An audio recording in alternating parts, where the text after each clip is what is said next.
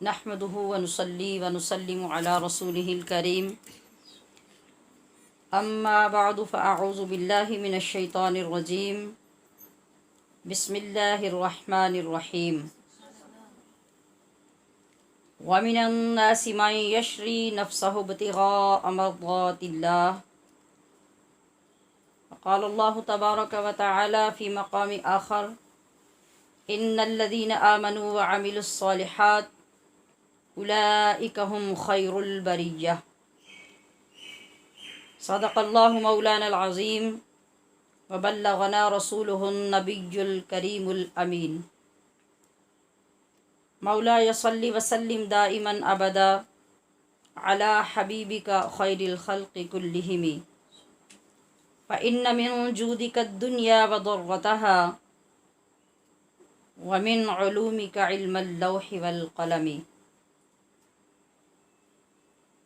الصلاۃ والسلام علیک یا سیدی یا رسول اللہ وعلی آلک واصحابک یا حبیب اللہ۔ کیوں عقیدت سے نہ میرا دل پکارے یا علی، کیوں عقیدت سے نہ میرا دل پکارے یا علی، جس کے ہیں مولا محمد اس کے ہیں مولا علی۔ جس گھڑی اللہ کے گھر میں ہوئے پیدا علی، جس گھڑی اللہ کے گھر میں ہوئے پیدا علی، ذرہ ذرہ با ادب ہو کر پکارا یا علی۔ آ گئیں نقش و نگارے زندگی میں رونقیں، آ گئیں نقش و نگارے زندگی میں رونقیں، صدق نیت سے جو لوح دل پہ لکھا یا علی۔ جن کے چہرے پر نظر کرنا عبادت ہے نصیر، حضرت نصیر احمد نصیر گولڑوی رحمۃ اللہ علیہ کا یہ کلام ہے۔ جن کے چہرے پر نظر کرنا عبادت ہے نصیر، وہ حدیث مصطفیٰ کی روح سے ہیں مولا علی۔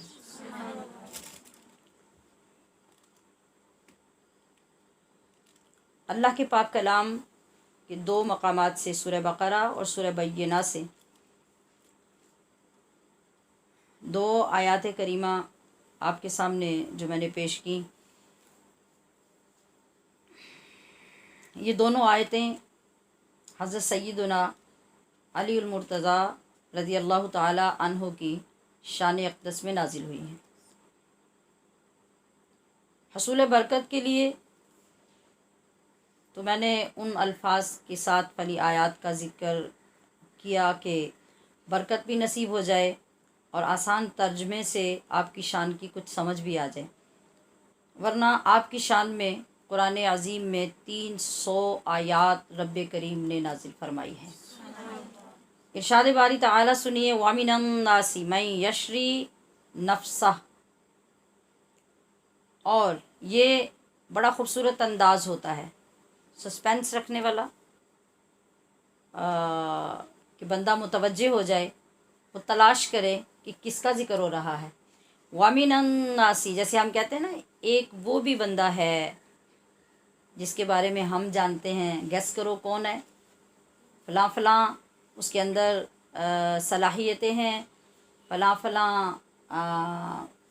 اس کے اندر انفرادیتیں ہیں، وہ کون ہے؟ تو پھر ہر بندے کا ذہن مصروف ہو جاتا ہے۔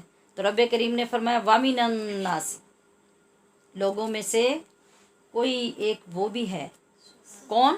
مَن یشری نفسہ، جو اپنی جان ہی بیچ دیتا ہے، ابتغاء مرضات اللہ، صرف اللہ کی رضا حاصل کرنے کے لیے، تو پاس کچھ رکھتا ہی نہیں، اپنی جان ہی پوری بیچ دیتا ہے۔ آپ ڈھونڈو، تلاش کرو، گیس کرو وہ کون ہے۔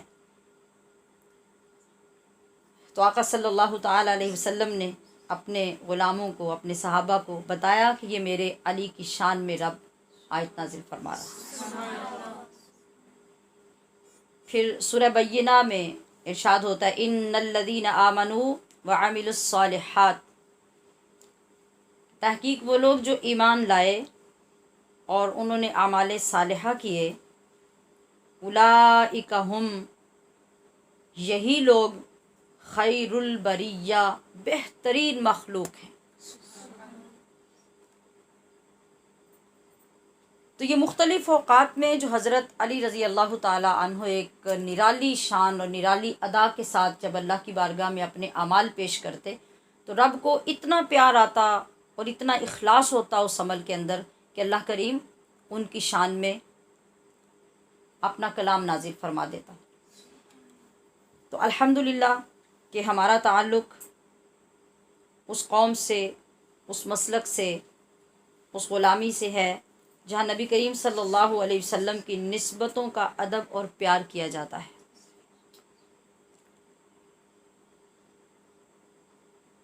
ہمارے اکابر تو ہمیں عشق کا یوں سبق سکھاتے ہیں کہ نبی کے مدینہ پاک کی طرف جانے والی گلیاں بھی ہوں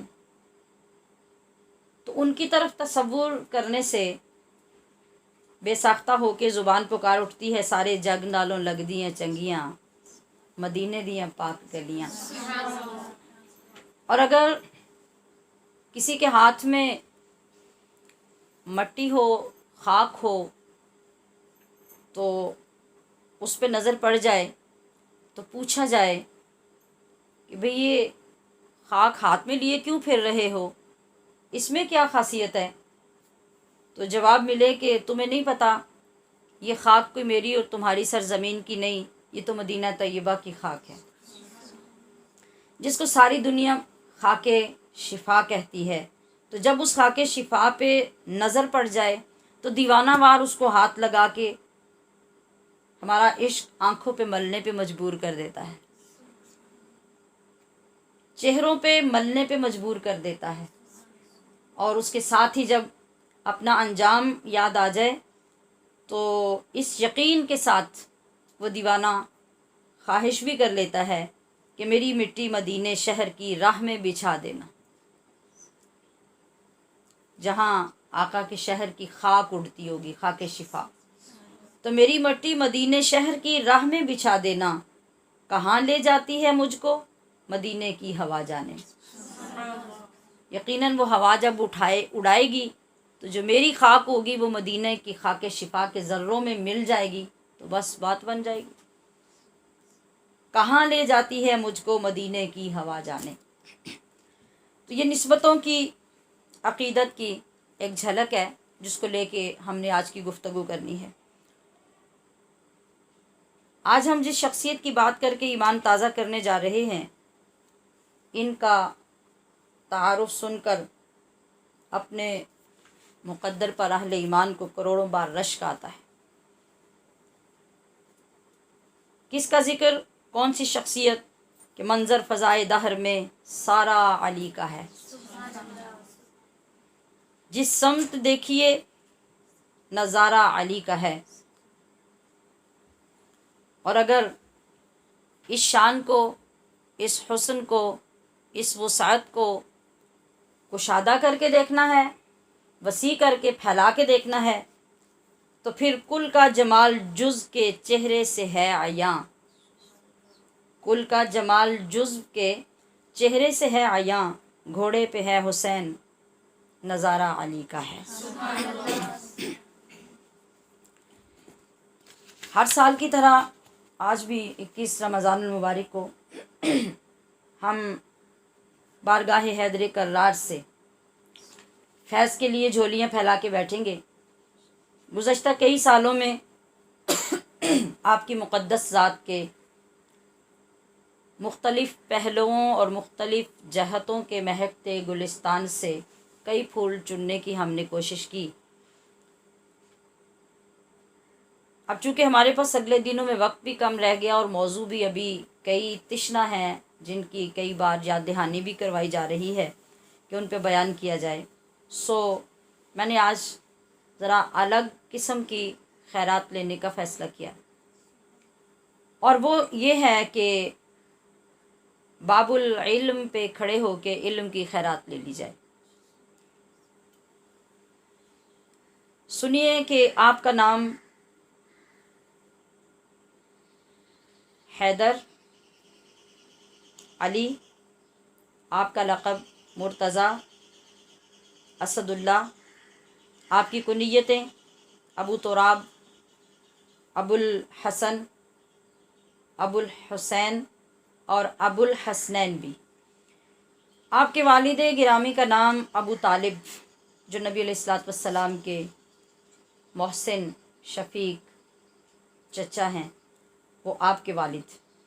آپ کی والدہ کا نام فاطمہ بنت اسد بن ہاشم۔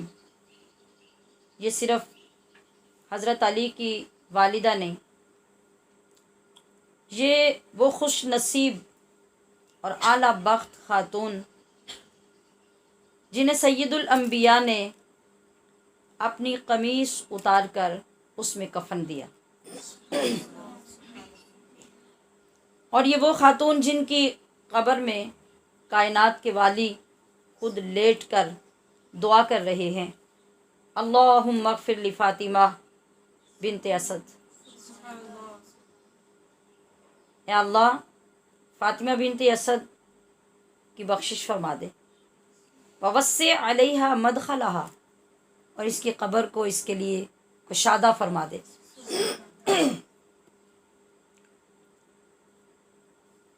کس کے صدقے سے، کس نسبت سے، کس کے وسیلے سے؟ بحق نبی کا، اپنا واسطہ اپنے رب کو پیش کر رہے ہیں۔ کیا ادا ہے کہ اے اللہ اپنے نبی کے واسطے سے فاطمہ بنت اسد کو بخش بھی دے، اور اس کی قبر، اس کا مدخل اس پر وسیع فرما دے، بحق نبی کا، اپنے اس نبی کے صدقے سے، والانبیاء الذین من قبلی، اور ان تمام انبیاء کے صدقے سے جو مجھ سے پہلے گزرے ہیں۔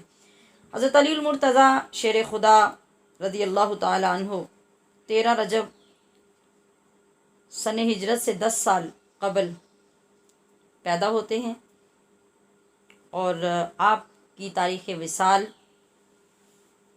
آج کی تاریخ 21 رمضان المبارک الحمدللہ، جو آپ کے فیض سے اب ہمیں نہیں بھولتی، اور ہر سال آپ کی خدمت میں اپنی حاضری پیش کرنے کی اللہ پاک توفیق عطا فرما دیتا ہے۔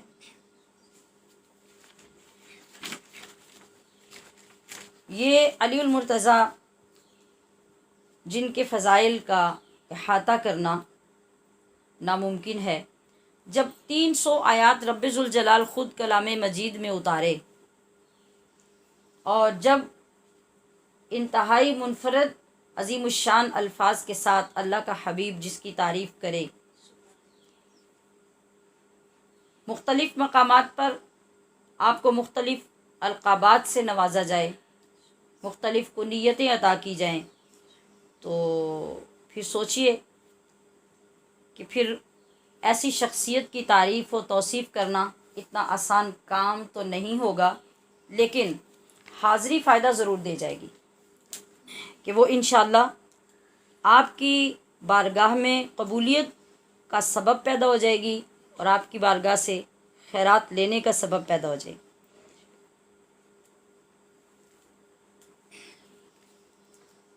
آپ کو مختلف مقامات پہ نبی کریم صلی اللہ تعالی علیہ وسلم نے جن القابات سے نوازا، کہیں فرمایا کہ اے علی انت اخی فی الدنیا والآخرہ، کہیں فرمایا اے علی انا مدینۃ العلم وعلی بابوہا، کہ علی تو اس شہر کا دروازہ ہے جس چیز کا میں شہر، یعنی علم کا میں شہر ہوں، اور تو اس کا دروازہ ہے۔ انا دار الحکمت وعلی بابوہا، من کنت مولاہ فعلی مولاہ، انا وعلی من نور واحد، انا وعلی من شجر واحد، علی مع القرآن والقرآن مع علی، علی مع الحق والحق مع العلی۔ یہ وہ چند جملے ہیں، ساری زندگی جنہوں نے نبی علیہ الصلوۃ والسلام کی معیت میں، صحبت میں، غلامی میں، ساتھ میں گزاری تھی، تو آپ کی شان میں آپ علیہ الصلاۃ والسلام نے کوئی اتنا کچھ ہی تو نہیں فرمایا تھا۔ زوج بطول آپ کی پہچان، دماد رسول آپ کی پہچان، یعصوب المسلمین آپ کی پہچان، امیر المومنین آپ، ولی المتقین آپ، سید الصادقین آپ، اسد اللہ الغالب آپ، امام المشارق والمغارب آپ۔ تو کہاں سے شروع کریں گے، کہاں ختم کریں گے؟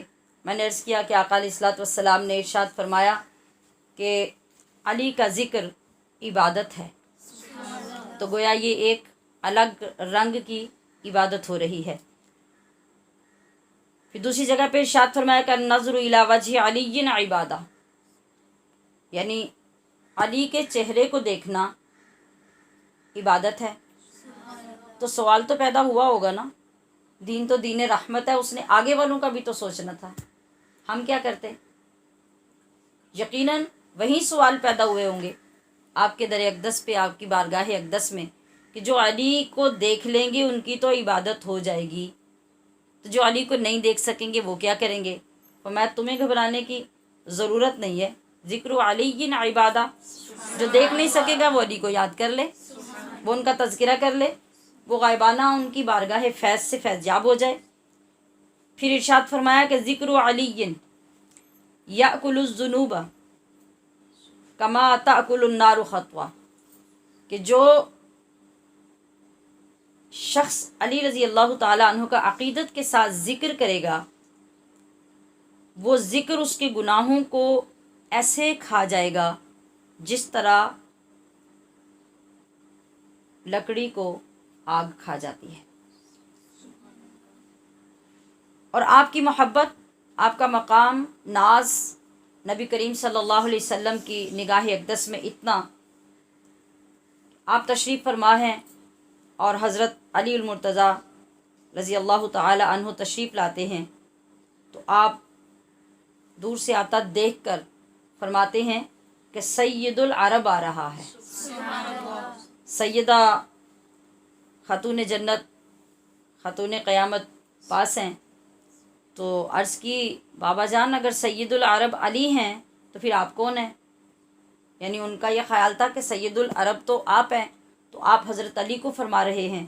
تو آپ نے فرمایا اے فاطمہ، علی سید العرب ہے، میں تو اولاد آدم کا سردار ہوں، میں صرف عرب کا سردار تو نہیں، میں تو پوری اولاد آدم کا سردار ہوں۔ فرمایا کہ یہ علی ہے، یہ میرے لیے مثل ہارون ہیں، الا یہ کہ اب میرے بعد نبوت نہیں ہوگی۔ موسیٰ علیہ الصلوۃ والسلام کے بعد تو حضرت ہارون نبی بن گئے، لیکن اب میرے بعد نبوت تو نہیں ہوگی، البتہ باقی تمام معاملات میں، منصب میں، محبت میں، نیابت میں، ان چیزوں میں حضرت علی میرے لیے ایسے ہی ہے جیسے موسیٰ کے لیے ہارون تھے۔ یہی وجہ ہے کہ آپ نے جب حضرت سیدہ فاطمۃ الزہرا رضی اللہ تعالی عنہا کا نکاح حضرت علی المرتضیٰ کے ساتھ فرمایا، تو آپ نے ارشاد فرمایا کہ اے فاطمہ، دو شخصیتوں کو اللہ کریم نے جس قرب، جس منصب اور جس مقام کے لیے چنا ہے، ان کا ہم پلہ کوئی دوسرا نہیں، اور وہ ایک تیرا شوہر ہے، ایک تیرا باپ ہے۔ یاد رکھیے کہ جب ہم کچھ الفاظ کسی خاص شخصیت کے لیے بول رہے ہوتے ہیں، یا جیسے خود نبی اکرم صلی اللہ تعالی علیہ وسلم نے ارشاد فرمائے، تو اس کا یہ مطلب ہرگز نہیں ہوتا کہ اس شخصیت کے علاوہ کوئی دوسرا کسی منصب کا حامل نہیں ہے، یا اس کا کوئی مقام و مرتبہ نہیں ہے، یا اس کی شان و افضلیت نہیں ہے۔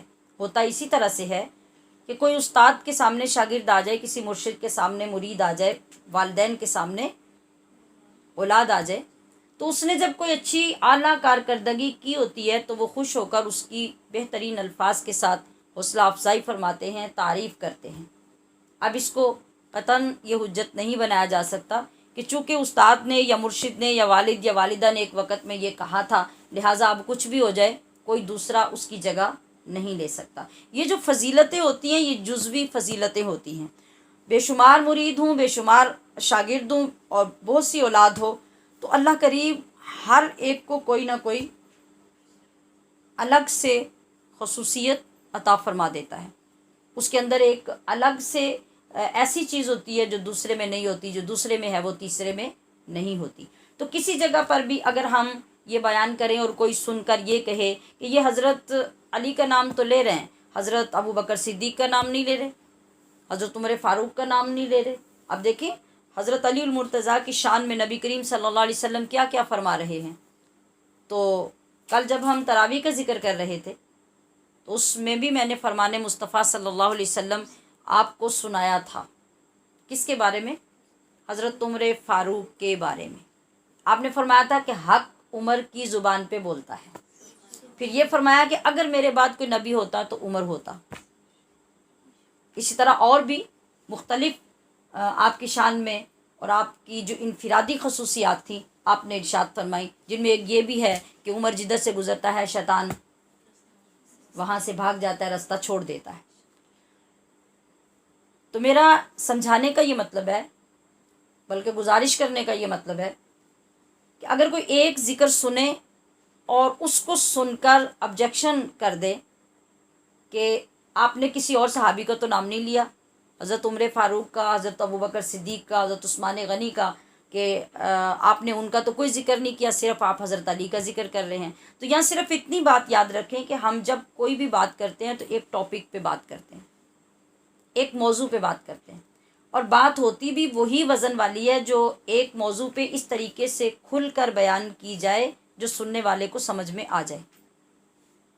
جب ہمارے سامنے حضرت سیدنا علی المرتضیٰ کے بعد حضرت سیدنا ابو بکر صدیق رضی اللہ تعالیٰ عنہ کا موضوع ہوگا تو پھر جو کچھ آپ صلی اللہ تعالیٰ علیہ وسلم نے ان کے بارے میں ارشادات فرمائے ہوں گے ہم ان کو بیان کریں گے۔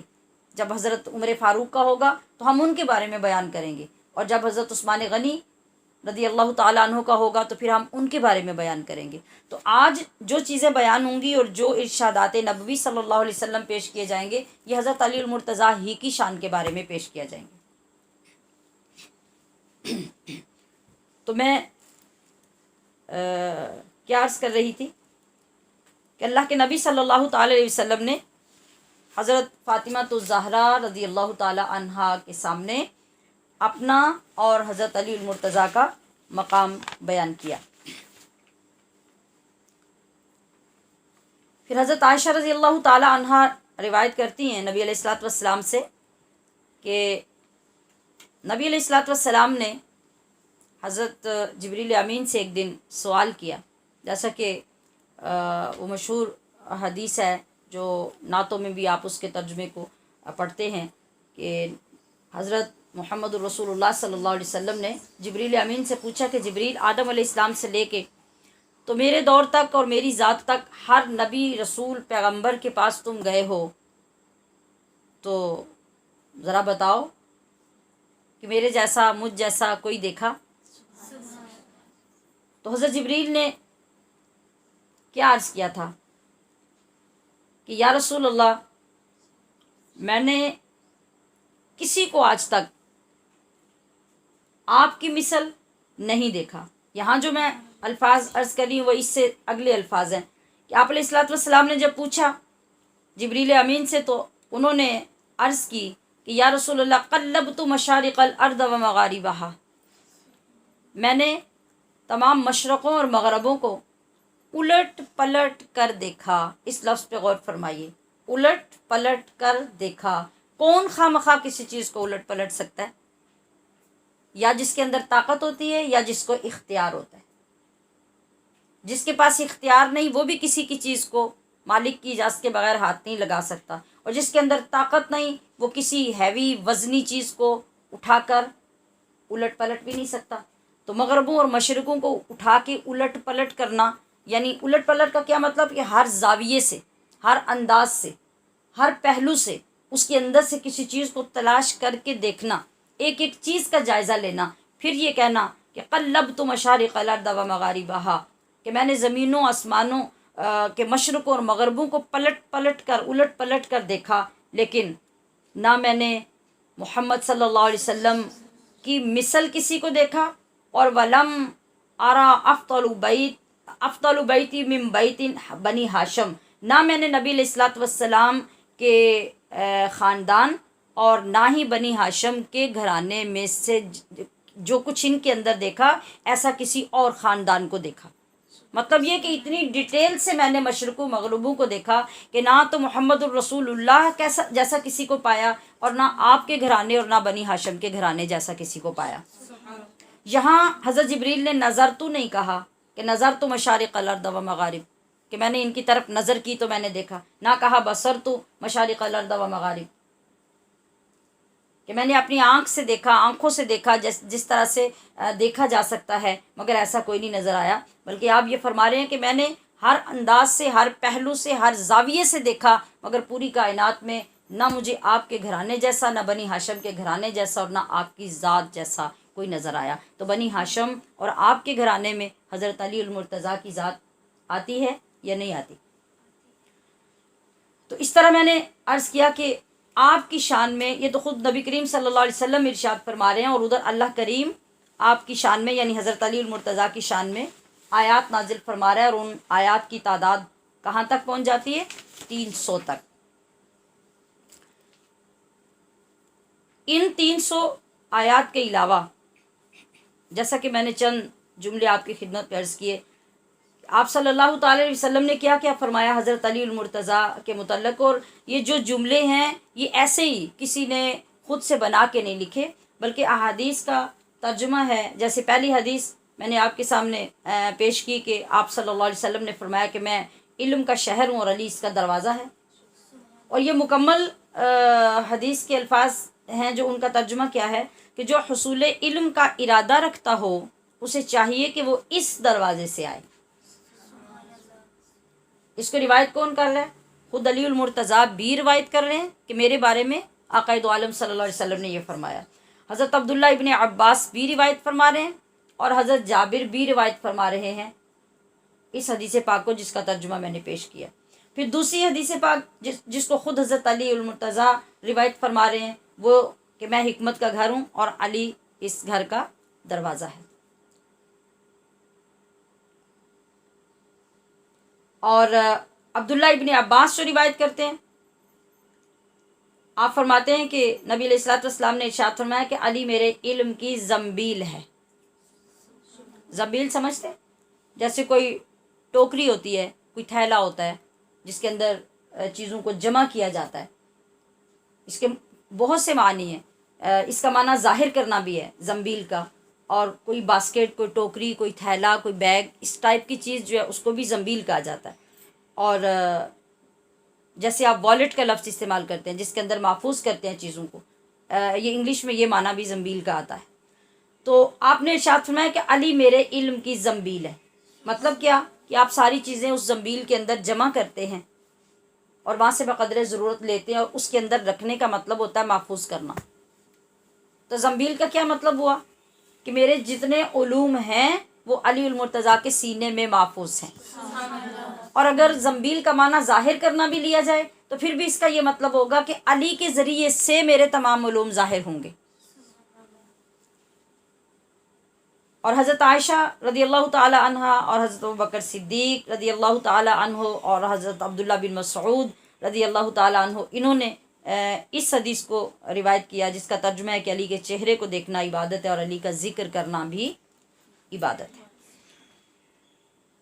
پہلے ہم نے قرآن عظیم سے آپ کی شان سے چند پھول نکالے، پھر آقا علیہ الصلوۃ والسلام کی لاتعداد تعریفات اور جملوں میں سے چند جملے ہم نے حاصل کیے۔ اب اس کے بعد آئیے کہ خود حضرت علی المرتضیٰ حیدر کرار اپنے بارے میں کیا کہتے ہیں، اور اپنے بارے میں اتنے دعوے سے پوری دنیا کے سامنے کون کہہ سکتا ہے، یہ بھی ذہن میں رکھنا ہے۔ میں اور آپ کوئی دعویٰ کر سکتے ہیں؟ اتنے معمولی سے علم والے لوگ اٹھ کے کسی چیز کا دعویٰ نہیں کر سکتے، بلکہ وہ جو بول رہے ہوتے ہیں وہ اس سے بھی ڈر رہے ہوتے ہیں کہ کہیں کوئی غلطی نہ نکل آئے۔ اور حضرت علی المرتضیٰ دعویٰ فرما رہے ہیں، اپنی تعریف خود فرما رہے ہیں۔ یہ جملے بہت توجہ سے سننے والے ہیں، ہر علم حاصل کرنے والے کے لیے اور علم پھیلانے والے کے لیے، کہ بندے کو کس مقام تک جانے کی اللہ کریم نے وسعت عطا فرمائی ہے۔ اب آپ کیا فرماتے ہیں؟ فرماتے ہیں کہ نبی کریم صلی اللہ تعالی علیہ وسلم نے مجھے علم کے 1000 باب عطا فرمائے۔ آپ کی چھوٹی سی ایک کتاب ہوتی ہے نا، چھوٹی سی کتاب جو سلیکٹیو ہوتی ہے، سلیبس نکالا ہوتا ہے، اور اس میں 8-10 باب آ جائیں تو آپ اس پہ ہی فخر کرتے رہتے ہیں کہ ہم نے پورے 10 کے 10 باب پڑھے تھے۔ اور نبی کریم صلی اللہ علیہ وسلم نے حضرت علی المرتضیٰ کو کیا عطا کیا؟ آپ فرماتے ہیں کہ علم کے 1000 باب مجھے عطا فرمائے۔ اور اگلا جملہ فرماتے ہیں کہ میں نے ان 1000 ابواب میں سے ہر باب کے آگے ایک 1000 باب مستنبت کیے، ہر باب کا پھر 1000 باب بنایا، یعنی اتنی ڈیٹیل، اتنی تشریحات، اتنی تفصیلات اس کے اندر میں نے ذکر کی، جمع کی، کہ 1000 باب میں سے ہر باب کو پھر میں نے 1000 میں تقسیم کیا۔ پھر آپ اپنے بارے میں فرماتے ہیں کہ اس سے پہلے کہ میں تم سے کھو جاؤں یا تم مجھے کھو بیٹھو، جو چاہو مجھ سے پوچھ لو۔ آپ پوچھنے والے پہ پابندی ہے کہ وہ صرف قرآن کی آیت سے ہی پوچھے گا، یا کسی حدیث کے بارے میں یا روایت کے بارے میں پوچھے گا، یا اپنے عرب کے کلچر کے بارے میں پوچھے گا، یا ان کی ذات یا ان کے خاندان کے بارے میں پوچھے گا؟ جب مطلقاً فرمایا جا رہا ہے کہ سلونی، مجھ سے پوچھو، جو چاہو پوچھو، جس زمانے سے متعلق پوچھو، تو ذرا اس دعوے کی جامعیت پہ غور کرنا چاہیں تو شاید ہمارے ذہن تو اس پہ غور ہی نہ کر سکیں۔ تو آپ نے فرمایا کہ مجھ سے پوچھ لو۔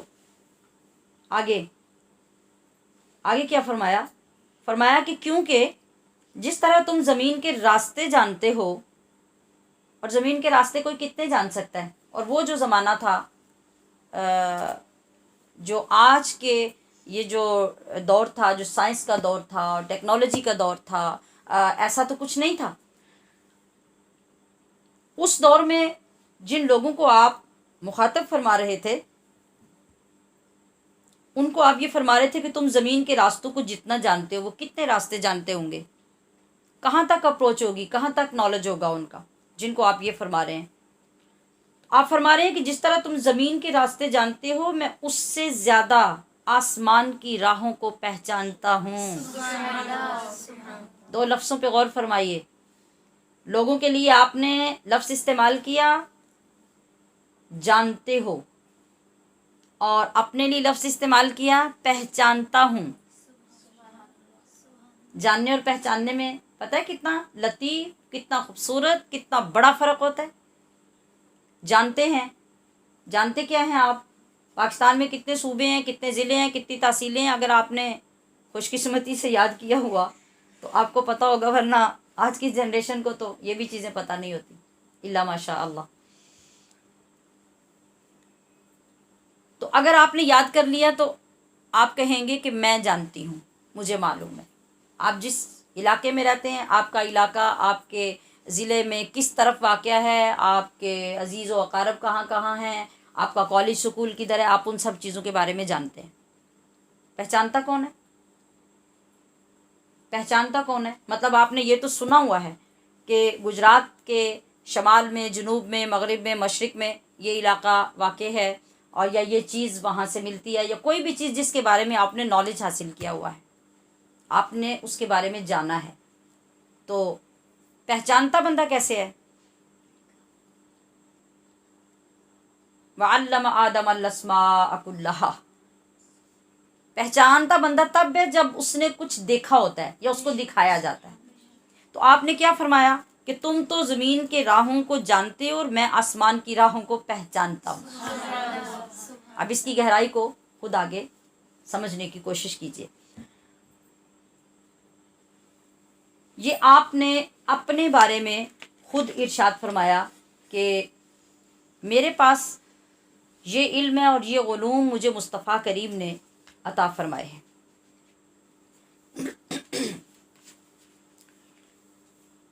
اب مدینہ منورہ کی سرزمین ہے، حضرت عمر فاروق رضی اللہ تعالی عنہ کا دور خلافت ہے۔ آپ کی بارگاہ میں ایک مسئلہ پیش آتا ہے۔ ایک شخص آ کے حضرت عمر فاروق کو کہتا ہے کہ میں فتنے کو پسند کرتا ہوں۔ اب اس کو جرت سمجھا جائے گا نا، کہ ڈٹ کر وہ کہہ رہا ہے کہ کوئی اگر مجھ سے عادت چھڑا سکتا ہے تو چھڑا کے دکھائے، میں تو فتنے کو پسند کرتا ہوں اور میں موت کو ناپسند کرتا ہوں، حالانکہ موت تو اٹل ہے۔ وہ کسی بھی مسلک، کسی بھی دین، کسی بھی مذہب کا بندہ ہوگا تو وہ تو موت کو مانتا ہے۔ اس نے کہا کہ میں موت کو ناپسند کرتا ہوں۔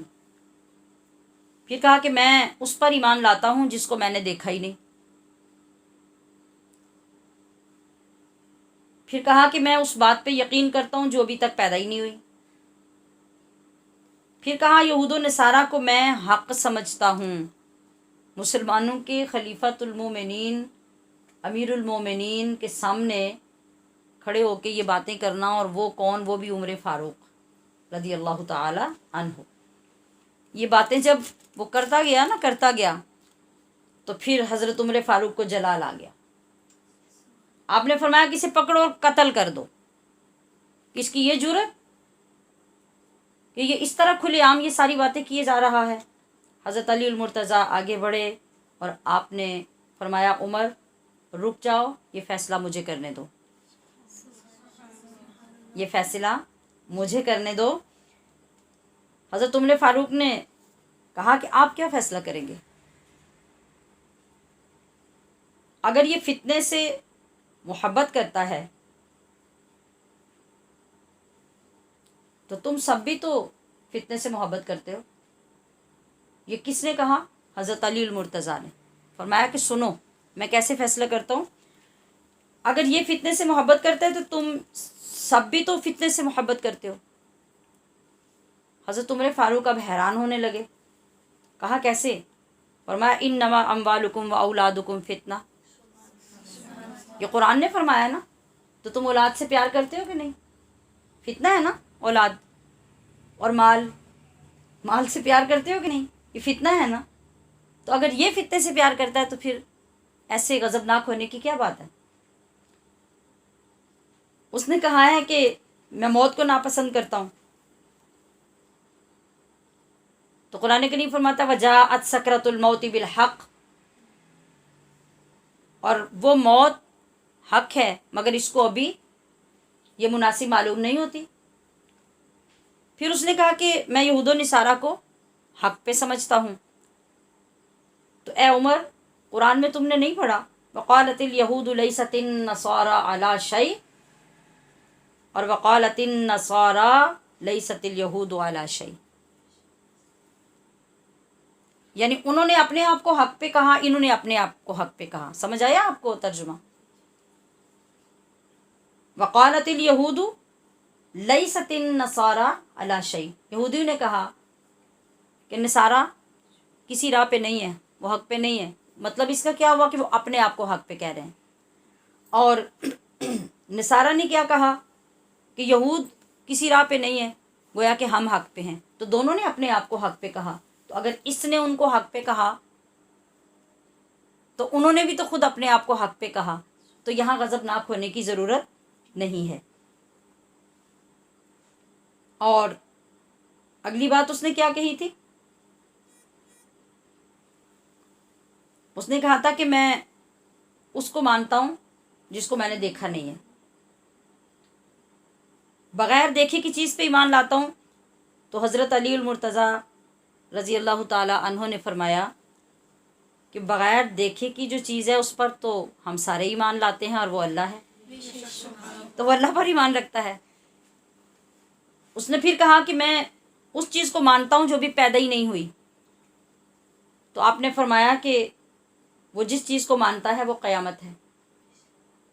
حضرت عمر فاروق رضی اللہ تعالی عنہ توجہ سے سن رہے تھے جب سارے پوائنٹس کا فیصلہ حضرت علی المرتضیٰ نے کر دیا تو حضرت علی المرتضیٰ نے زور سے اپنی ران پہ ہاتھ مارا اور کہنے لگے خدایا ہر مشکل سے پناہ مانگتا ہوں جس کی مشکل کشائی کے لیے میرے پاس علی نہ ہوں.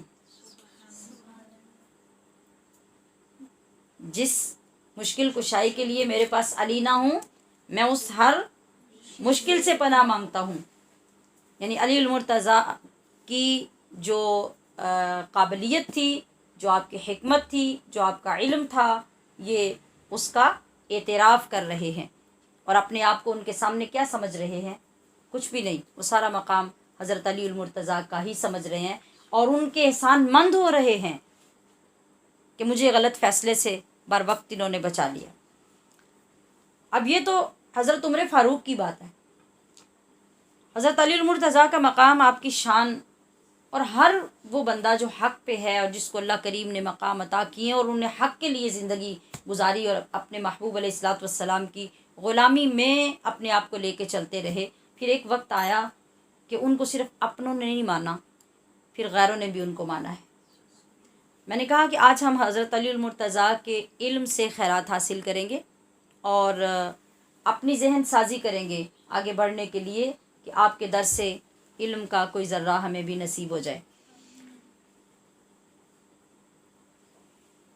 تو یہاں حضرت علی کے سامنے حضرت عمر فاروق کی بات ہو رہی تھی. آگے آنے والے زمانوں میں پھر ایک انگریز پیدا ہوا. بے شمار ہوئے لیکن ابھی ہم جس کی بات کرنے لگے ہیں، ایک انگریز نے سوچا کہ یہ جو زمین یا آسمان، یہ سب کچھ جو اللہ نے بنائے ہیں، دنیا میں میں نے بڑا کام کیا، بڑا نام بنایا اپنا، بڑی محنت کی، بڑے تجربے کیے. اب اس کو سوچ آئی کہ میں زمین و آسمان کی پیمائش کروں اور پھر اس کی جو پیمائشیں اور جو اس کے اندازے میرے سامنے آئیں، میں ان کو ضبط تحریر میں لاؤں اور اس کو ایک نئے علم کا نام دے کر میں اس پہ ایک ضخیم کتاب لکھوں جس کے اندر زمین و آسمان کا علم ہو، مشرق و مغرب کی معلومات ہوں، ستاروں کی چالوں کا علم ہو، اور زمین و آسمان کے اندر وقفے کتنے ہیں ان کے بارے میں کام کروں. سورج چاند کا آپس میں فاصلہ کتنا ہے میں اس کو یعنی اپنے احاطہ تحریر میں لاؤں. اب اس نے یہ ایک سکیچ اپنے بنا لیا. اس پہ کام کرنا جب شروع کیا تو بے انتہا مصروف ہوا. ظاہر ایک بہت بڑا ٹاسک تھا، بہت بڑا کام تھا. ہر ایک سے کٹ آف ہوا، دوستوں سے علیحدہ ہو گیا. ایک مسلمان دوست بھی اس کا، ایک مسلمان شخص بھی اس کا دوست تھا، اس انگریز کا. ایسا ہوتا ہے نا، بعض اوقات دوسرے ممالک میں آپ جاتے ہیں، کسی بھی طریقے سے آپ کی شناسائی ہو جاتی ہے تو ایک دوستی پیدا ہو جاتی ہے. وہ ایک مسلمان تھا مگر اس انگریز کا دوست تھا.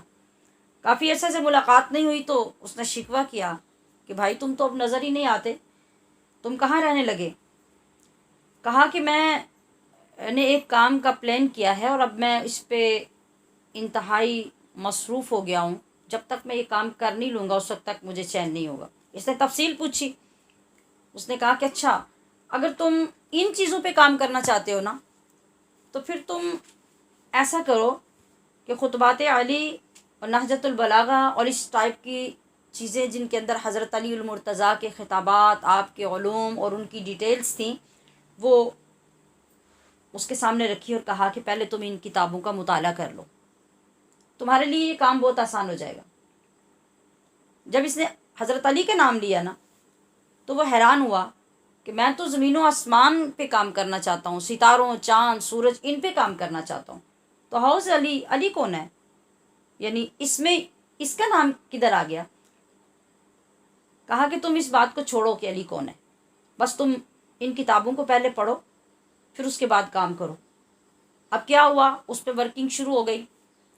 ترجمے ہونے لگے ان کتابوں کے، اس کی لینگویج میں ترجمے ہوئے، تیار ہوئے اور بڑا وقت لگ گیا.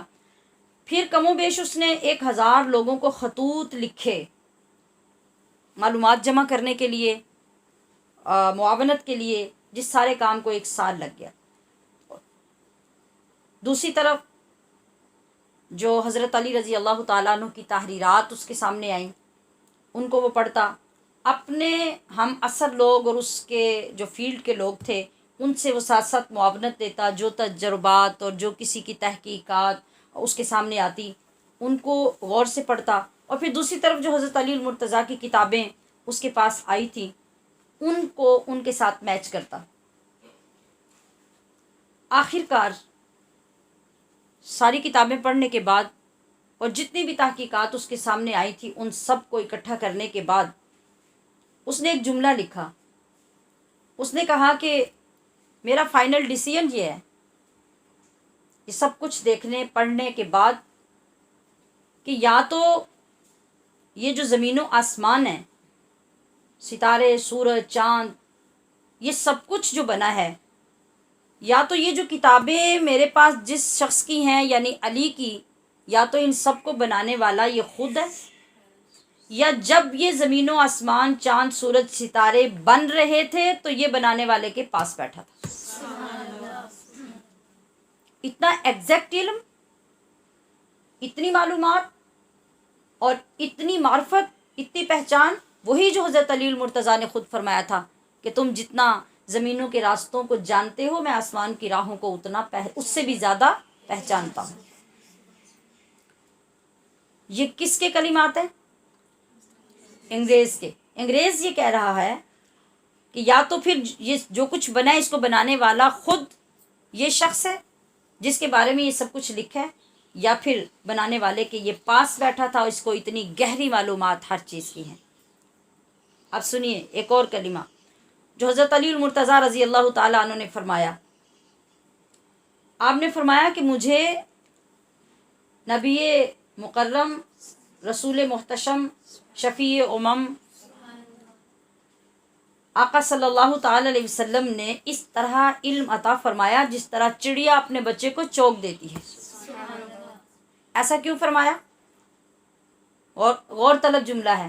نسبت چڑیا کے ساتھ کیوں کی اور چوک دینے کے ساتھ کیوں کی؟ پہلی جو آپ کی جو عظمتیں تھیں، جو آپ کا شرف تھا، وہ کوئی کم پیرائے میں تو نہیں تھا.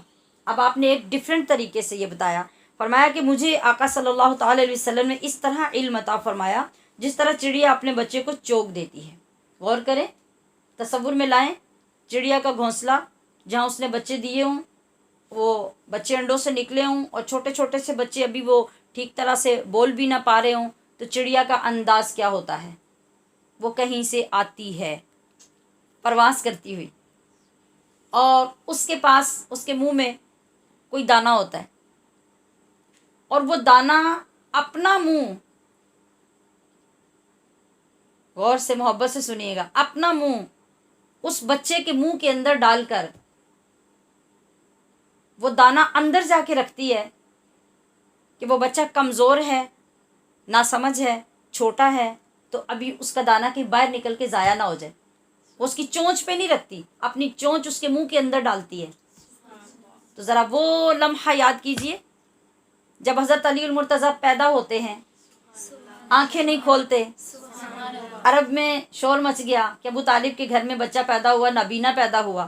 آقا دو عالم صلی اللہ علیہ وسلم جب تک تشریف نہیں لاتے، حضرت علی المرتضیٰ گٹی نہیں لیتے، آپ آنکھیں نہیں کھولتے، کسی کا دیدار نہیں کرتے. جب آپ آئے چچی جان سے وہ بچہ لیا، اور جیسے ہی اپنے ہاتھوں پہ بچہ لیا، حضرت علی المرتضیٰ نے آنکھیں بھی کھولی، اور وہ پہلا لمحہ تھا جب مصطفیٰ کریم نے اپنی زبان حضرت علی المرتضیٰ کے منہ میں ڈالی تھی.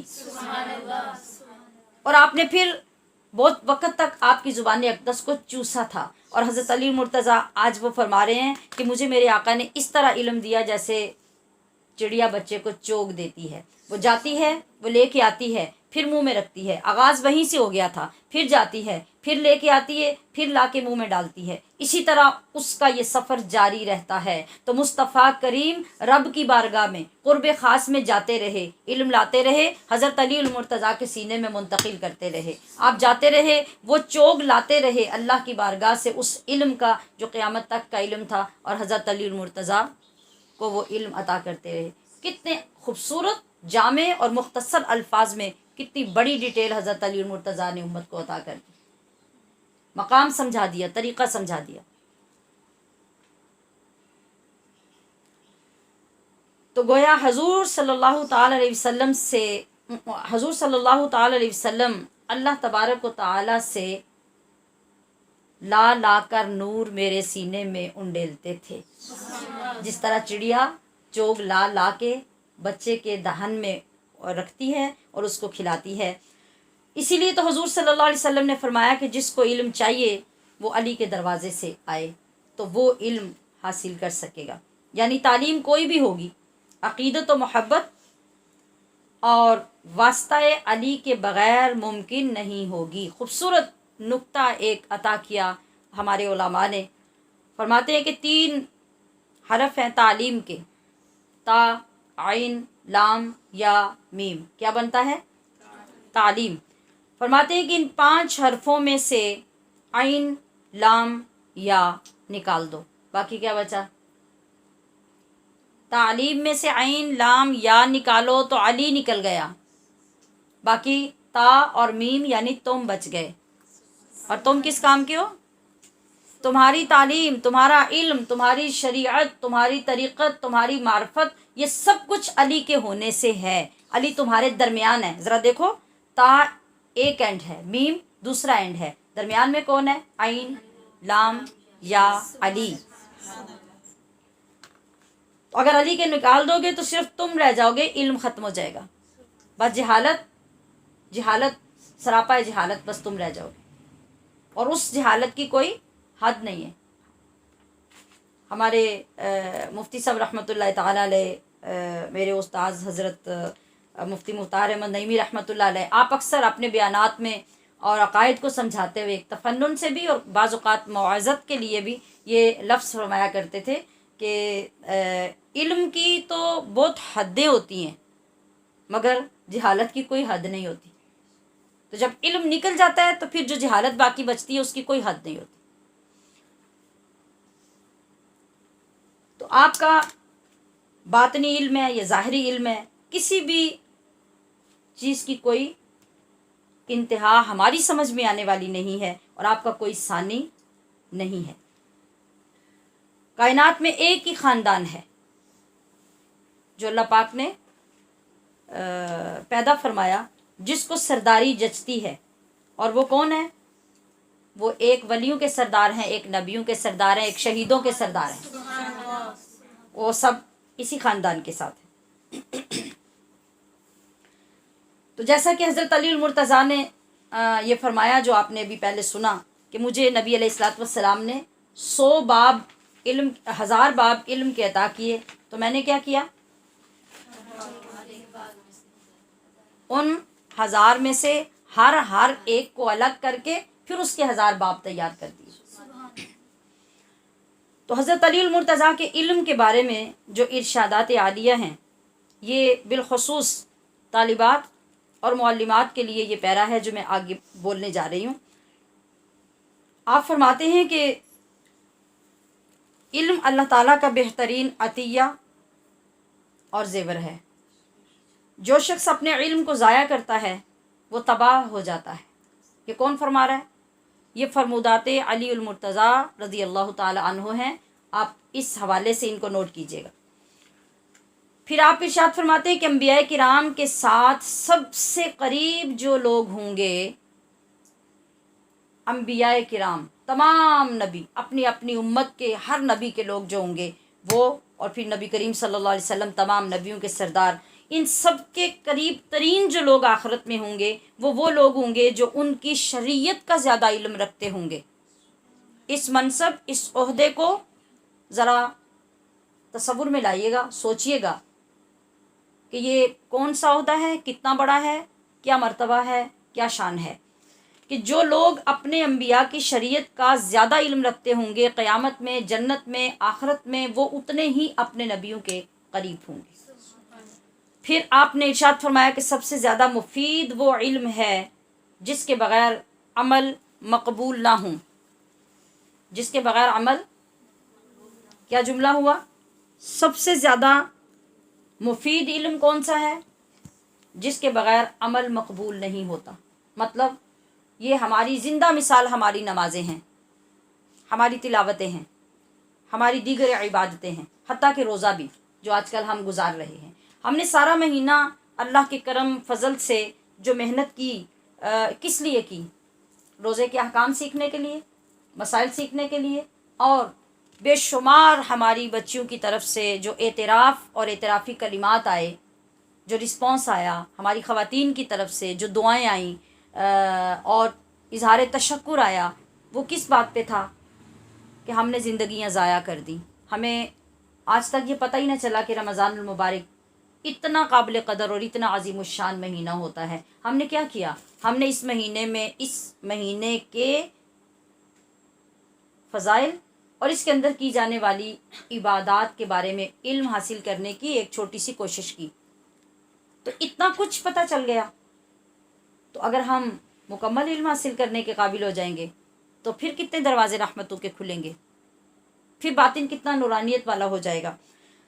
تو اب کیا فرمایا کہ مفید علم وہ نہیں جو ہم کتابوں میں پڑھتے ہیں، مفید علم وہ نہیں جو ہم ٹیکنالوجی سے متعلق، سائنس سے متعلق، جغرافیہ کے متعلق، تاریخ کے متعلق پڑھتے ہیں۔ وہ ہماری ضرورت ہے، ہم نے جتنا دنیا میں رہنا ہے ہم نے اس کو حاصل کرنا ہے، وہ ہماری ضرورت ہے، ورنہ ہم دنیا والوں کے ساتھ نہیں چل سکیں گے۔ تو شریعت نے تو ہمیں اس کی ترغیب دلائی کہ وہ سیکھو اور زمانے کے ساتھ زمانے کے علوم حاصل کرو، مگر دائمی فائدہ دنیا اور آخرت میں ہمارے کام آنے والے جو علم ہیں وہ کیا ہیں؟ وہ ہیں جو نہ ہوئے تو ہمارا کوئی عمل قبول نہیں۔ ہم کھڑے ہو گئے نیت کر کے مصلی پر، اس سے پہلے ہمیں وضو کرنا تھا، اب ہمیں تو وضو کا علم ہی نہیں کہ وضو کے فرض کتنے ہیں، ہمیں یہی نہیں پتہ وضو کرتے ہوئے بیچ میں سنت کام کتنے ہیں، مکروہ کتنے کام تھے جس سے ہمارے وضو کا جو عمل تھا وہ اللہ کے ہاں ناپسندیدہ ہو گیا، اور کتنی چیزیں ایسی تھی کہ ہم نے سردی میں اتنی شدت سردی کی برداشت کی، سارے آزاد دھوئے، مگر ہمیں یہ علم ہی نہیں تھا کہ کس چیز سے ہمارا وضو ٹوٹ چکا ہے، فاسد ہو چکا ہے، اور ہم کھڑے نماز پڑھ رہے ہیں۔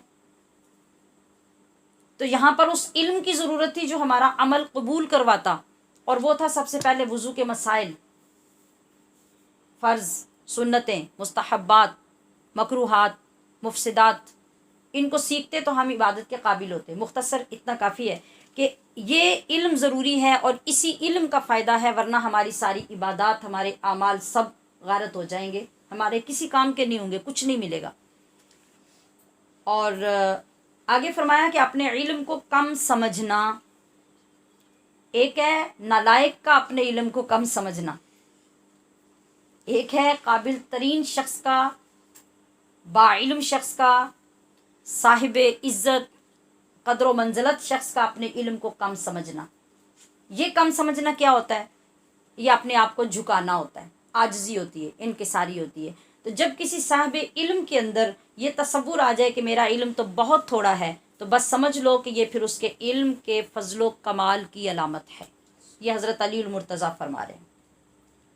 اور پھر آپ ارشاد فرما رہے ہیں کہ علم حاصل کرو۔ یہ میں نے عرض کیا تھا، دوبارہ یاد دہانی کے لیے عرض کر رہی ہوں کہ یہ ابھی جتنی باتیں عرض ہو رہی ہیں یہ طالبات اور معلمات کی خدمت میں پیش کی جا رہی ہیں۔ آپ فرما رہے ہیں علم حاصل کرو، اور علم کے ساتھ سکون و وقار اور بردباری کو اپنی عادت بنا لو۔ یہ وہ سبق ہے جسے کم از کم صبح اٹھ کے 10 مرتبہ دہرانا چاہیے، شام سونے سے پہلے 10 مرتبہ دہرانا چاہیے، ورنہ شیطان آپ کو کسی منصب پہ پہنچنے نہیں دے گا۔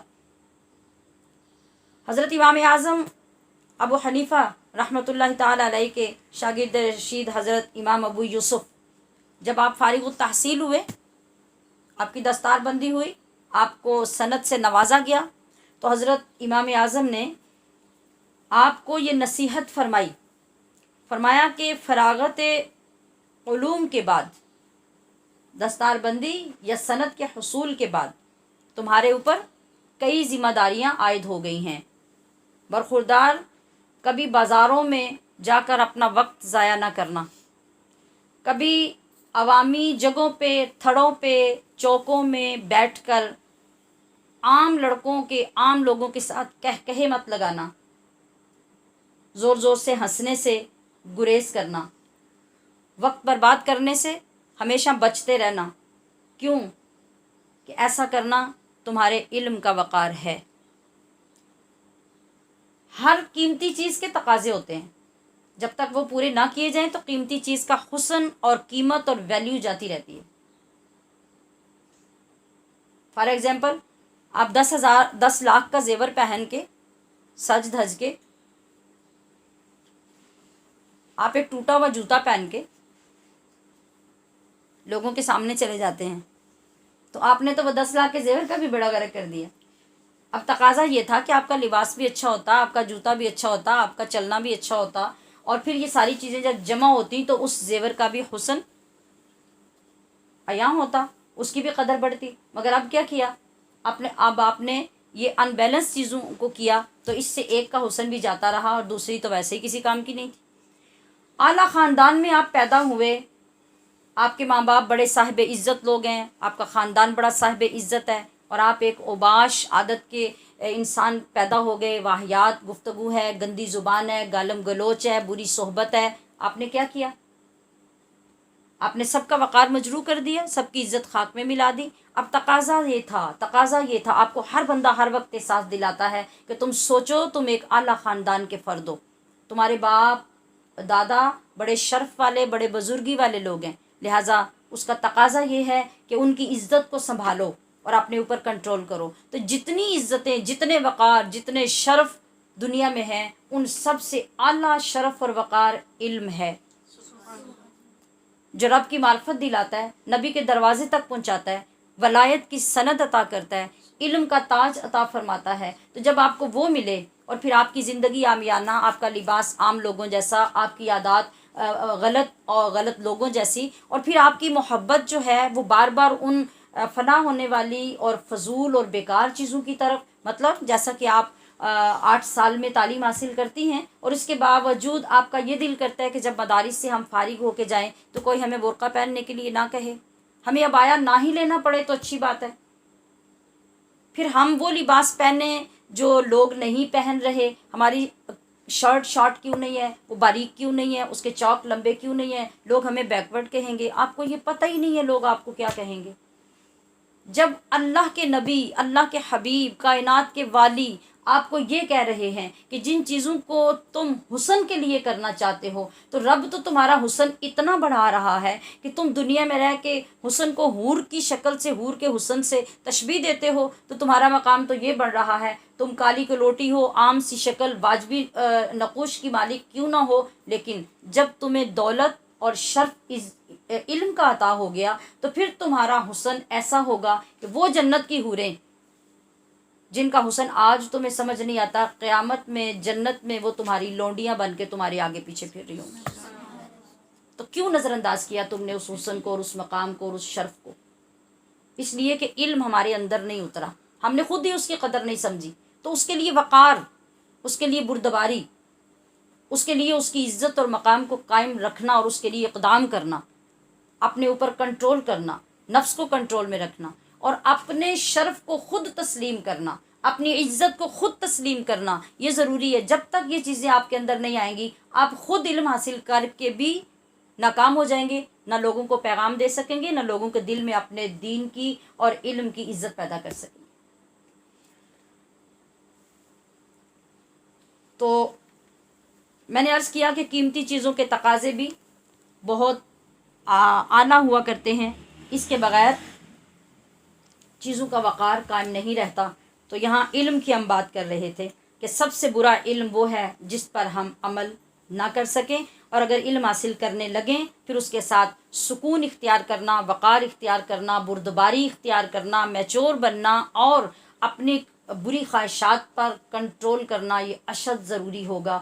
تھوڑا وقت لگے گا، یقین کیجئے تھوڑا وقت لگے گا. جب آپ اس کے عادی ہو جائیں گے، آپ کے اندر رب اتنی خود اعتمادی پیدا کرے گا کہ 1000 لوگ بھی آپ کے سامنے آ جائیں، آپ کو پرواہ ہی نہیں ہوگی کہ کون کیا کر رہا ہے، کسی نے کیا پہنا ہوا ہے. آپ کو اس وقت بھی یہی لگے گا کہ میرا مقام سب سے اعلیٰ ہے، اس لیے کہ میں مصطفیٰ کی سنت پہ عمل کر رہی ہوں، میں حضور کے بتائے ہوئے لباس کی حفاظت کر رہی ہوں. آپ کو قطعاً کبھی کسی وقت بھی کمپلیکس پیدا نہیں ہوگا. تو میں نے عرض کیا کہ میں صبح جو مطالعہ کر رہی تھی تو میں نے عرض کیا کہ یا اللہ، آج حضرت علی المرتضیٰ رضی اللہ تعالیٰ عنہ کی بارگاہ سے علم کی خیرات حاصل کرنی ہے۔ تو یہ جب ارادہ کیا تو میرے ذہن میں آج کے دور کی جو یہ سچویشن ہے وہ اجاگر ہونے لگی۔ وہ کیا ہے؟ آج ہمارے ارد گرد دائیں بائیں ہمارے معاشرے میں تحریکیں کام کر رہی ہیں، این جی اوز کام کر رہی ہیں، اور کیا ہو رہا ہے، نعرے کس چیز کے لگ رہے ہیں کہ عورت کو مرد کے شانہ بشانہ چلنے کے مواقع دیے جائیں، اور اس کے لیے یہ راستہ کھولا جائے، اس کی رکاوٹیں دور کی جائیں، اور اس کو یہ حق دیا جائے کہ وہ ہر جگہ پہ مرد کے شانہ بشانہ چلے، اس کے ساتھ کام کرے، جو وہ کر سکتا ہے وہ کرے، اور اس کے اوپر سے وہ قید دور کی جائے، پابندیاں ہٹائی جائیں۔ ہر میدان میں عورت اپنا لوہا منوانا چاہتی ہے اور ثابت کرنا چاہتی ہے کہ ہم پیچھے رہنے والے نہیں ہیں۔ میں نے جب اس پہ غور کیا تو مجھے اس بات میں وزن نظر آیا، سوچ میں بھی وزن نظر آیا۔ میں نے سوچا کہ ہم بھی ایک تحریک بنا لیں۔ کیسی تحریک؟ ایسی ہی تحریک جیسی خواتین تقاضا کر رہی ہیں کہ ہمیں مردوں کے شانہ بشانہ چلنا ہے اور ہمیں چلنے کے مواقع مہیا کیے جائیں۔ تو یہ کام ہم بھی کر لیتے ہیں، اللہ پاک نے ہمیں بھی ٹیلنٹ دیا ہے، ہم بھی کر سکتے ہیں، اور اس میں حرج ہی کیا ہے؟ ترقی کی راہیں تو کھلی ہیں، کوئی بھی اس پہ چل سکتا ہے۔ اب یقیناً میرے ان جملوں کو سن کے آپ کو شدید غصہ آ رہا ہوگا، اور ہو سکتا ہے کچھ بزرگ خواتین نے کانوں کو ہاتھ بھی لگا لیے ہوں کہ باجی جان ہمیں کس راستے پہ چلانا چاہتے ہیں۔ تو ویسے صحیح بات یہ ہے کہ میں کانوں کو ہی ہاتھ لگوانا چاہتی ہوں۔ کانوں کو ہاتھ لگ گئے نا، وہ ہاتھ جو توبہ کے لیے لگتے ہیں سچائی کے ساتھ، تو پھر ہماری کامیابی ہماری نگاہوں کے سامنے ہوگی۔ ہاں، آئیے ہم تحریک بنائیں مردوں کی شانہ بشانہ چلنے کی، اور ہو سکتا ہے اس دوڑ میں ہم آگے بھی نکل جائیں۔ مگر کیسے؟ وہ فیض کہاں سے آیا؟ وہ سوچ کہاں سے آئی؟ من عمل صالحا من ذکر او انثی وہو مؤمن فلنحینہ حیاتا طیبہ۔ اللہ کیا فرما رہا ہے؟ اگر تمہارے اندر یہ سوچ ڈیولپ ہو رہی ہے، تم اس پہ عمل کرنا چاہتی ہو، تو پھر آؤ میری کتاب پڑھو، تمہارے لیے راستہ تو کشادہ ہے۔ من عمل صالحا من ذکر او انثی، مردوں کو دیکھ رہی ہو نا کہ وہ نیک اعمال کر رہے ہیں، وہ متقی ہیں، وہ پرہیزگار ہیں، وہ حافظ ہیں، وہ مفتی ہیں، وہ محدث ہیں، وہ فقیہ ہیں، تو راستہ بند نہیں ہے تمہاری ترقی کا۔ من ذکر او انثی، خواہ وہ چلنے والا مرد ہو، خواہ وہ چلنے والی عورت ہو، ہاں شرط یہ ہے کہ وہ مؤمن، وہ ایمان والے ہوں۔ تو جس طرح ہم پاکیزہ زندگی مرد کو دیں گے، اور وہ پاکیزہ زندگی ولایت کے، غوثیت کے، ابدالیت کے بدلے میں، مقربیت کے بدلے میں جو میں انہیں عطا کروں گا، تو وعدہ رہا کہ وہ سب کچھ تمہیں بھی عطا کروں گا۔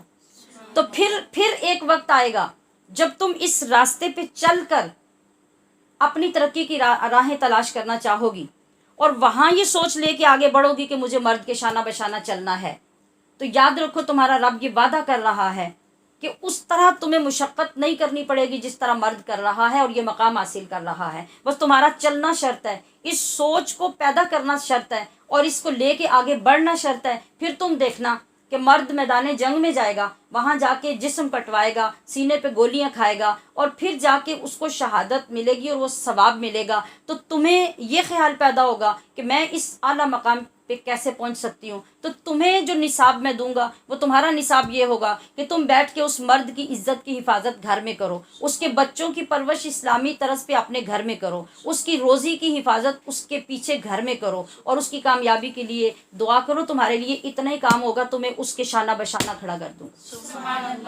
تمہاری تحریک کامیاب ہو جائے گی۔ بلکہ پھر وہ بھی تو خواتین ہیں جو پوری کائنات میں 4 کے عدد کے ساتھ پہچانی جاتی ہیں۔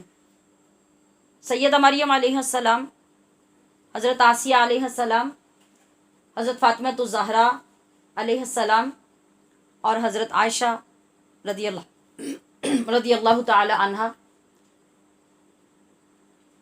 ان کے قدموں کی خاک کے ذروں پر بھی وقت کے اولیاء، ابدال، قلندر نہیں پہنچ سکتے۔ تو جس وقت اس تحریک کو لے کے چلنا ہے شانہ بشانہ، تو آئیے پھر ہم تحریک بناتے ہیں، پھر شانہ بشانہ چلیں گے، پھر کسی مفتی کے، پھر کسی محدث کے، پھر کسی فقیہ کے، پھر کسی شیخ القرآن کے، پھر کسی شیخ الحدیث کے، تو پھر لطف بھی آئے نا شانہ بشانہ چلنے کا۔ یہاں تو سند پہلے ہی رب نے دے دی ہے کہ تم چلو، تمہارے لیے کوئی ڈاؤٹ نہیں ہے، کوئی مشکل نہیں ہے۔ فَلَنُحْيِيَنَّهُ حَيَاتًا طَيِّبَةً کا اعلان ہم 1450 سال پہلے کر چکے ہیں۔ تو کتنا خوبصورت وہ منظر ہوگا جس وقت ہم اس تحریک کو لے کے چلیں گے، اور اس تحریک کا نعرہ کیا ہوگا کہ ہمیں اللہ کی ولیہ بننا ہے، اللہ کی نیک بندی بننا ہے، اللہ کے حبیب کے دین کا عالمہ بننا ہے، مفتیہ بننا ہے، محدثہ بننا ہے، مجتہدہ بننا ہے۔ جب آپ اس کو لے کے چلیں گے تو پھر دنیا دیکھے گی نا کہ مرد کے شانہ بشانہ کیسے چلا جاتا ہے، اور پھر ایک خوبصورت منظر آئے گا، اسے تصور میں دیکھیے۔ جنت میں جب اللہ کے بندے پہنچ جائیں گے تو اللہ کریم اپنے بندوں کو طرح طرح کی نعمتیں عطا فرمائے گا، اور ندا آئے گی کہ بندو میں نے اپنا وعدہ پورا کیا، تمہیں سب چیزیں عطا کر دی۔ تو بندے کہیں گے کہ یا اللہ سب چیزیں ہمارے پاس ہیں۔ اللہ فرمائے گا سوچو کسی چیز کی کمی تو نہیں، تو مجھے بتاؤ۔ بندے کہیں گے یا اللہ کسی چیز کی کمی نہیں ہے، تو نے لاتعداد نعمتوں سے ہمیں مالا مال کر دیا۔ تو یہ اس تحریک کے آپ جب فرد بنیں گے نا، تو پھر وہاں جب رب کریم منصب دکھائے گا نا جا کے، اس کا جو نتیجہ ہوگا اصل میں وہ کیا ہے؟ فَلَنُحْيِيَنَّهُ حَيَاتًا طَيِّبَةً۔ ادھر تخت ایک مرد کا لگا ہوگا جو اس امت کا عالم ہوگا، اور کیا ہی عجب اور کیا ہی شان ہوگی کہ دوسری طرف اسے ایک عورت کا تخت لگا ہوگا، وہ بھی اپنے محبوب نبی کے دین کی عالمہ ہوگی۔ پھر وہ رب کریم دکھائے گا کہ میں نے تمہیں جو موقع دیا تھا اس کا نتیجہ بھی برابر برابر کا دے دیا۔ اب میں کیا عرض کر رہی تھی کہ اللہ کریم فرمائے گا کہ میں نے تمہیں سب کچھ دے دیا، وعدے پورے ہو گئے۔ بندے کہیں گے یا اللہ سب وعدے پورے ہو گئے۔ اللہ تعالیٰ فرمائے گا نہیں، جو تمہاری امت کے علماء ہوتے تھے نا، جن سے تم دنیا میں محبت سے ملا کرتے تھے اور میرے محبوب کے دین کے سوالات کیا کرتے تھے اور شریعت سیکھا کرتے تھے، جاؤ جنت میں ان کے پاس جاؤ اور ان سے پوچھو کہ کوئی چیز رہ تو نہیں گئی جو اللہ پاک نے ہمیں عطا نہ کی ہو۔ تو علماء کرام جنت میں عوام کو یہ رہنمائی دیں گے، بتائیں گے کہ ہاں اللہ نے سب کچھ عطا کر دیا، یہ تو سب درست ہے، لیکن جس چیز کے صدقے یہ سب کچھ اللہ نے دینا تھا وہ تو بھی باقی ہے۔ عوام سوال کریں گے کہ وہ کیا؟ علماء بتائیں گے کہ وہ رب کا دیدار ہے، جو بھی نصیب نہیں ہوا۔ ابھی تو اللہ نے نعمتیں عطا کی ہیں اور منعم تو بھی نہیں ملا، اور رب کریم کی ذات تک جب تک نہیں پہنچتے۔ یہ آگے طویل خوبصورت واقعہ ہے، وہ میں جب انشاءاللہ اگلے دنوں میں مزید اس سے منسلک کچھ چیزیں عرض کروں گی تو اس میں اس کو دوبارہ سناؤں گی۔ میں نے ابھی صرف آپ کو یہ بتانا تھا کہ فَلَنُحْيِيَنَّهُ حَيَاتًا طَيِّبَةً، وہ جو شانہ بشانہ چلنے کا شوق ہے، آئیے اس کو اس طریقے سے پورا کیجیے۔ پھر دیکھیے کہ پھر جنت میں کیا ہوگا، جنت میں رش لگا ہوگا۔ پھر مرد حضرات جو ہیں وہ جا رہے ہوں گے علماء کرام کے پاس، مفتیان اعظام کے پاس، اور جا کے وہ سوال کر رہے ہوں گے کہ ہماری رہنمائی فرمائیں کہ رب نے یہ سوال کر دیا، ہم جواب کیسے دیں۔ اور پھر کیسا خوبصورت اس وقت منظر ہوگا کہ وہ جنہوں نے زندگی میں با پردہ زندگی گزاری، علم کے حصول کے لیے، حضرت عائشہ صدیقہ کے نقش قدم کو اپنانے کے لیے، سیدہ فاطمہ الزہرا کے نقش قدم پہ چلنے کے لیے، سیدہ خدیجہ الکبریٰ کی شخصیت کو پہچاننے کے لیے جنہوں نے زندگیاں صرف کی ہوں گی، پھر وہاں کیا ہوگا؟ وہاں انہی میں سے کوئی وہاں تخت پہ بیٹھا ہوگا، اور پھر خواتین کا رخ ان تختوں کی طرف ہوگا جہاں حضور کی امت کی مفتیہ، مجتہدات اور محدثات، یہ سب لوگ بیٹھے ہوں گے، اور وہاں اللہ کی بارگاہ میں جانے کے لیے خواتین کو رہنمائی دے رہی ہوں گی۔ فَلَنُحْيِيَنَّهُ حَيَاتًا طَيِّبَةً۔ اللہ کریم کی بارگاہ سے یقیناً امید ہے کہ رب کریم ضرور آج کی اس نشست سے ہمیں علم کا فیض عطا فرمائے گا، اور اس علم کو ہم آگے لے کے چلیں گے، جس کا اختتام انشاءاللہ العزیز جنت میں جا کے ہوگا۔ اللہ ہمیں توفیق عطا فرمائے، اور ہمیں اپنے یہ مدارس، یہ جامعات آباد کرنے کی، اور اپنی اولادوں کو ان سے محبت دلانے کی توفیق عطا فرمائے۔ وما علیہ الا البلاغ المبین۔